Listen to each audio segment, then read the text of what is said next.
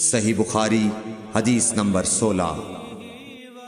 نبی کریم صلی اللہ علیہ وآلہ وسلم نے فرمایا، 3 خصلتیں ایسی ہیں کہ جس میں یہ پیدا ہو جائیں اس نے ایمان کی مٹھاس کو پا لیا۔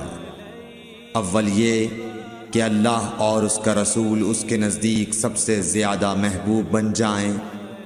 دوسرے یہ کہ وہ کسی انسان سے محض اللہ کی رضا کے لیے محبت رکھے۔ تیسرے یہ کہ وہ کفر میں واپس لوٹنے کو ایسا برا جانے جیسا کہ آگ میں ڈالے جانے کو برا جانتا ہے۔ صحیح بخاری حدیث نمبر 17۔ حضور اکرم صلی اللہ علیہ وآلہ وسلم نے فرمایا، انصار سے محبت رکھنا ایمان کی نشانی ہے اور انصار سے کینہ رکھنا نفاق کی نشانی ہے۔ صحیح بخاری حدیث نمبر 18۔ رسول اللہ صلی اللہ علیہ وسلم نے اس وقت جب آپ کے گرد صحابہ کی ایک جماعت بیٹھی ہوئی تھی فرمایا کہ مجھ سے بیعت کرو اس بات پر کہ اللہ کے ساتھ کسی کو شریک نہ کرو گے، چوری نہ کرو گے، زنا نہ کرو گے، اپنی اولاد کو قتل نہ کرو گے اور ناعمدن کسی پر کوئی ناحق بہتان باندھو گے، اور کسی بھی اچھی بات میں اللہ کی نافرمانی نہ کرو گے۔ جو کوئی تم میں اس عہد کو پورا کرے گا تو اس کا ثواب اللہ کے ذمے ہے، اور جو کوئی ان بری باتوں میں سے کسی کا ارتکاب کرے اور اسے دنیا میں اسلامی قانون کے تحت سزا دے دی گئی تو یہ سزا اس کے گناہوں کے لیے بدلہ ہو جائے گی، اور جو کوئی ان میں سے کسی بات میں مبتلا ہو گیا اور اللہ نے اس کے گناہ کو چھپا لیا تو پھر اس کا معاملہ اللہ کے حوالے ہے، اگر چاہے معاف کرے اور اگر چاہے سزا دے دے۔ عبادہ کہتے ہیں کہ پھر ہم سب نے ان سب باتوں پر آپ صلی اللہ علیہ وسلم سے بیعت کر لی۔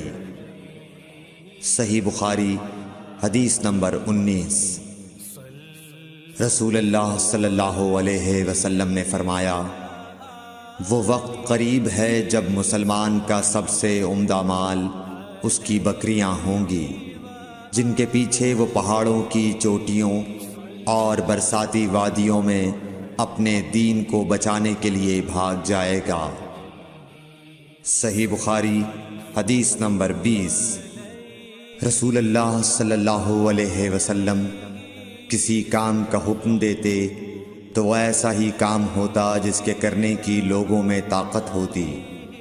اس پر صحابہ کرام نے عرض کیا کہ یا رسول اللہ، ہم لوگ تو آپ جیسے نہیں ہیں، آپ تو معصوم ہیں اور آپ کی اللہ پاک نے اگلی پچھلی سب لغزشیں معاف فرما دی ہیں، اس لیے ہمیں اپنے سے کچھ زیادہ عبادت کرنے کا حکم فرمائیے۔ یہ سن کر آپ ناراض ہوئے، حتیٰ کہ خفگی آپ کے چہرہ مبارک سے ظاہر ہونے لگی۔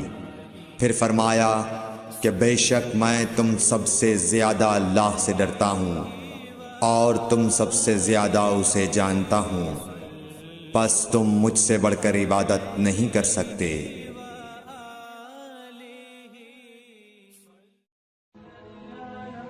Thanks for watching. Don't forget to like, comment, share and subscribe to. صحیح بخاری حدیث نمبر 21۔ حضور اکرم صلی اللہ علیہ وآلہ وسلم نے ارشاد فرمایا، جس شخص میں یہ 3 باتیں ہوں گی وہ ایمان کا مزہ پالے گا۔ ایک یہ کہ وہ شخص جسے اللہ اور اس کا رسول ان کے ماں سوا سے زیادہ عزیز ہوں، اور دوسرے یہ کہ جو کسی بندے سے محض اللہ ہی کے لیے محبت کرے، اور تیسری بات یہ کہ جسے اللہ نے کفر سے نجات دی ہو پھر دوبارہ کفر اختیار کرنے کو وہ ایسا برا سمجھے جیسا آگ میں گر جانے کو برا جانتا ہے۔ صحیح بخاری حدیث نمبر 22۔ حضرت محمد مصطفیٰ صلی اللہ علیہ وآلہ وسلم نے فرمایا، جب جنتی جنت میں اور دوزخی دوزخ میں داخل ہو جائیں گے، اللہ پاک فرمائے گا جس کے دل میں رائی کے دانے کے برابر بھی ایمان ہو اس کو بھی دوزخ سے نکال لو۔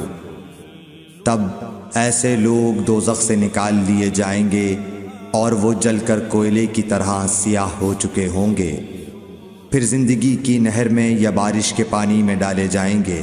اس وقت وہ دانے کی طرح اگائیں گے جس طرح ندی کے کنارے دانے اگاتے ہیں۔ کیا تم نے نہیں دیکھا کہ دانہ زردی مائل پیچ در پیچ نکلتا ہے؟ صحیح بخاری حدیث نمبر 23۔ حضور اکرم صلی اللہ علیہ وآلہ وسلم نے فرمایا، میں ایک وقت سو رہا تھا، میں نے خواب میں دیکھا کہ لوگ میرے سامنے پیش کیے جا رہے ہیں اور وہ کرتے پہنے ہوئے ہیں، کسی کا کرتا سینے تک ہے اور کسی کا اس سے نیچا ہے۔ پھر میرے سامنے عمر بن خطاب لائے گئے، ان کے بدن پر جو کرتا تھا اسے وہ گھسیٹ رہے تھے، یعنی ان کا کرتا زمین تک نیچا تھا۔ صحابہ رضی اللہ تعالی عنہ نے پوچھا کہ یا رسول اللہ اس کی کیا تعبیر ہے؟ آپ نے فرمایا کہ اس سے دین مراد ہے۔ صحیح بخاری حدیث نمبر 24۔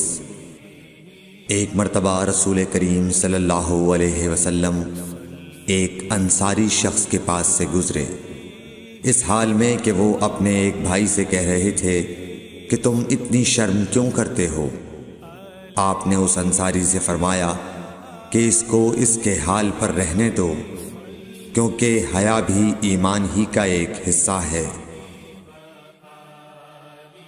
صحیح بخاری حدیث نمبر 25۔ رسول اللہ صلی اللہ علیہ وسلم نے فرمایا، مجھے اللہ کی طرف سے حکم دیا گیا ہے کہ لوگوں سے جنگ کروں اس وقت تک کہ وہ اس بات کا اقرار کر لیں کہ اللہ کے سوا کوئی معبود نہیں ہے، اور یہ کہ محمد صلی اللہ علیہ وسلم اللہ کے سچے رسول ہیں، اور نماز ادا کرنے لگیں اور زکوٰۃ دیں۔ جس وقت وہ یہ کرنے لگیں گے تو مجھ سے اپنے جان و مال کو محفوظ کر لیں گے، سوائے اسلام کے حق کے۔ رہا ان کے دل کا حال تو ان کا حساب اللہ کے ذمے ہے۔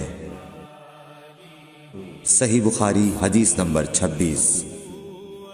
رسول اللہ صلی اللہ علیہ وسلم سے دریافت کیا گیا کہ کون سا عمل سب سے افضل ہے؟ فرمایا، اللہ اور اس کے رسول پر ایمان لانا۔ کہا گیا اس کے بعد کون سا؟ آپ نے فرمایا کہ اللہ کی راہ میں جہاد کرنا۔ کہا گیا پھر کیا ہے؟ آپ نے فرمایا حج مبرور۔ صحیح بخاری حدیث نمبر 27۔ رسول اللہ صلی اللہ علیہ وسلم نے چند لوگوں کو کچھ عطیہ دیا اور سعد وہاں موجود تھے۔ وہ کہتے ہیں کہ رسول اللہ صلی اللہ علیہ وسلم نے ان میں سے ایک شخص کو کچھ نہ دیا، حالانکہ وہ ان میں مجھے سب سے زیادہ پسند تھا۔ میں نے کہا حضور آپ نے فلاں کو کچھ نہ دیا، میں اسے مومن گمان کرتا ہوں۔ آپ نے فرمایا مومن یا مسلمان؟ میں تھوڑی دیر چپ رہ کر پھر پہلی بات دہرانے لگا۔ حضور صلی اللہ علیہ وسلم نے بھی دوبارہ وہی جواب دیا۔ پھر آپ نے فرمایا کہ اے سعد، باوجود یہ کہ ایک شخص مجھے زیادہ عزیز ہے، پھر بھی میں اسے نظر انداز کر کے کسی اور دوسرے کو اس خوف کی وجہ سے یہ مال دیتا ہوں کہ وہ اپنی کمزوری کی وجہ سے اسلام سے پھر جائے اور اللہ اسے آگ میں اوندھا ڈال دے۔ صحیح بخاری حدیث نمبر 28۔ ایک آدمی نے رسول اللہ صلی اللہ علیہ وسلم سے پوچھا کون سا اسلام بہتر ہے؟ آپ صلی اللہ علیہ وسلم نے فرمایا کہ تو کھانا کھلائے اور ہر شخص کو سلام کرے، خواہ اس کو تو جانتا ہو یا نہ جانتا ہو۔ صحیح بخاری حدیث نمبر 29۔ حضرت صلی اللہ علیہ وسلم نے فرمایا مجھے دوزخ دکھلائی گئی تو اس میں زیادہ تر عورتیں تھیں جو کفر کرتی ہیں۔ کہا گیا حضور کیا وہ اللہ کے ساتھ کفر کرتی ہیں؟ آپ صلی اللہ علیہ وسلم نے فرمایا کہ خاوند کی ناشکری کرتی ہیں اور احسان کی ناشکری کرتی ہیں۔ اگر تم عمر بھر ان میں سے کسی کے ساتھ احسان کرتے رہو، پھر تمہاری طرف سے کبھی کوئی ان کے خیال میں ناگواری کی بات ہو جائے تو فوراً کہہ اٹھے گی کہ میں نے کبھی بھی تجھ سے کوئی بھلائی نہیں دیکھی۔ صحیح بخاری حدیث نمبر 30۔ حضرت صلی اللہ علیہ وآلہ وسلم فرماتے تھے جب دو مسلمان اپنی اپنی تلواریں لے کر بھڑ جائیں تو قاتل اور مقتول دونوں دوزخی ہیں۔